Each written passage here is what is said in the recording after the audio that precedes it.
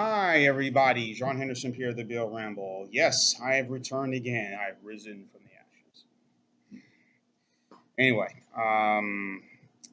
today we're doing a little something different. Today, instead of a brew, we are going to sample a wine that many of you have had before. Carlo Rossi Cabernet Sauvignon. As you can see, I've had this since Tuesday, and yeah, I've been hitting it pretty good. So, well, not every day due to my regimen I've been doing. I've been trying to keep it, you know, low key. But yesterday, my dear friend Rachel came by, and I had posted a picture on my message on my Add Your Day thing on Messenger, Facebook Messenger, and she looked at it and she said, "Wow!" And she said, "Hey, I never had this." And I said, "Oh," she said she wanted some. I said, "All right, come on over." And I poured a good amount.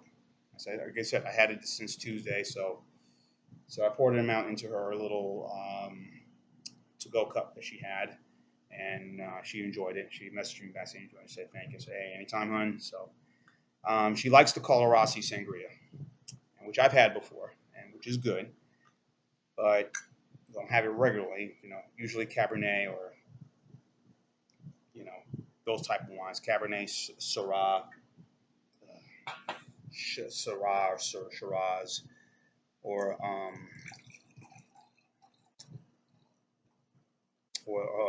a red blend. I tend to get now the Rossi wines. You know, before the Cabernet was always the Paisano and the Burgundy I would get, and both wines were very common in the dining room table growing up, and then once I became of legal drinking age, maybe what 15, 16. No, once my dad said, "All right, I think you can handle it," so but once things started getting together, then I was able to have some of their wines. Anyway, I'm drinking it from a water and tea goblet. I know this man has not an actual wine glass, but oh well. Cabernet don't really have as much sugar. They're sweet, but not as sweet. More of a blackberry sort of taste to it.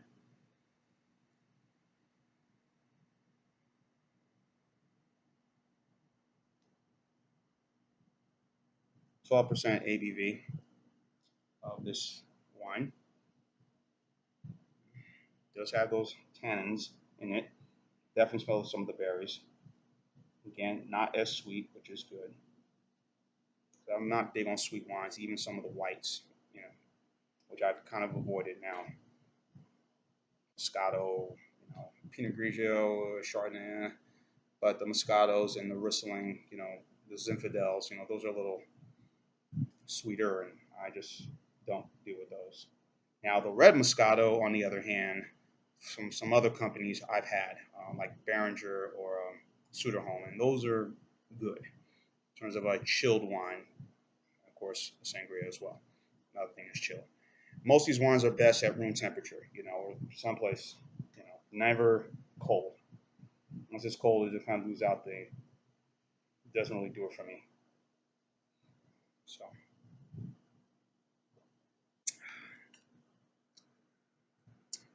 Carlo Rossi was a salesman, worked with E&J Gallo, and by 75, he decided to go ahead and do his own thing. Of course, now if you look at the bottles, it says 40th anniversary 75, but we're in 2018, and I'm sure we'll miss 43 years of winemaking, I guess. But the website has really been such a huge thing, the big jugs, and of course, he says, I like to talk about my wine, but I'd rather drink, and that is, of course, his infamous saying. He, like I said, worked with, Ernest Gallo. They were partners, and then the Red Mountain wines, were introduced, and then again by 75, they will remove the Red Mountain type wines, but it had some variations of it. But the most popular ones, without question, is the Paisano and the Burgundy. because like beer, he wants to, like many of these wines, hey, wine should be available for the masses. If they love wine, it doesn't have to be superly expensive, and that's what the mindset many people tend to think about buying wine, red or white. Um, you have to have a certain amount of money or be a certain group or class to drink it. That was the mindset many, many, many years ago, and still some, not all, still some have that view. But wines now are pretty much reasonably affordable. You can find some good wines that are under $15, under 20, under $15 that are just as good as the $40 or $50 wine. The most I'm willing to spend on wine is about close to 20. This year, since it's a big table wine, I spent about 18 bucks for this at Rouse's. I should have gone to the other store, but this is the size it comes in. Also, they have another size. This is a 4-liter jug, and they have other sizes. I think the 3-liter or 1.5-liter jug, and of course they have size. One's is a little smaller, but again, you can take this wine, anywhere. If certain places you can go and bring it, and or like my friend did the other day, poured into a little to-go cup or whatever, or something like a water bottle, and then you could be sipping on it, while you're out and about, or those aluminum freeze cups, which are very popular. Again, the Burgundy are probably popular, and the Paisano. Their whites, of course, they got the Chamblay was another one my dad would also get. My mom and dad get, again, Sunday dinners. Those were common in our homes every day. That and the Lake Taylor County Red and white as well. Very affordable, very cheap sort of things. Manischewitz was also another wine that my dad would get, and I just had it, but now it's like, no, take that over there. Not to me, over there. So,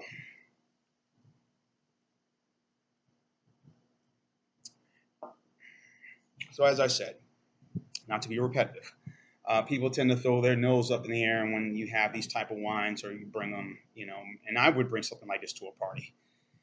Like, here, this is something from me to you here, just enjoy. If you don't want it, give it to your friends, but at least I brought something. That's kind of my mindset. If I'm going someplace or invited somewhere to somebody's home, having dinner, I'm bringing something.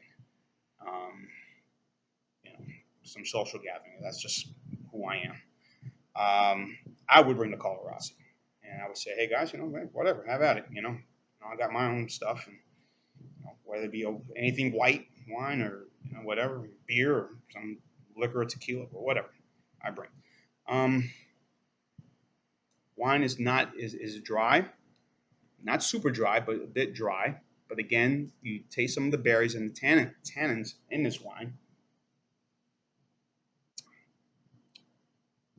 Sip on this. Again, you're not one of these wines. If you're a wine drinker, you don't want to go out on it. You want to sip, nice sips on this. So, I won't go on and on with this. Again, table wine is what they are. They're good. They're just refreshing. They're not refreshing, but they're good. Compare this with anything: steak, burgers. I had a burger last night with this, and I think I have another one that I made. I'm probably going to eat this with this morning, and this afternoon, and call it a day. And like I said, the Pisano, another wine, the Burgundy. A lot of them, pastas, dishes, and even go on the website. You can look at dishes that you can make with some of these wines, the Carlo Rossi wines, and then whether it be pasta sauces and whatever, and they'll turn out pretty good. And of course, the biggest thing for Carlo Rossi is that Facebook has been their big plus for them to help them promote their wines. And you look at their website and type Carlo Rossi, you'll see their page and all the other wines. But the Carlo Rossi, using the Facebook thing, has been very huge. So I'm not going to go on and on helping them with their sales. Thank you. Very good wine. Jonas and Pierre, the Beer Ramble and Wine Ramble. To keep on watching as always. Cheers.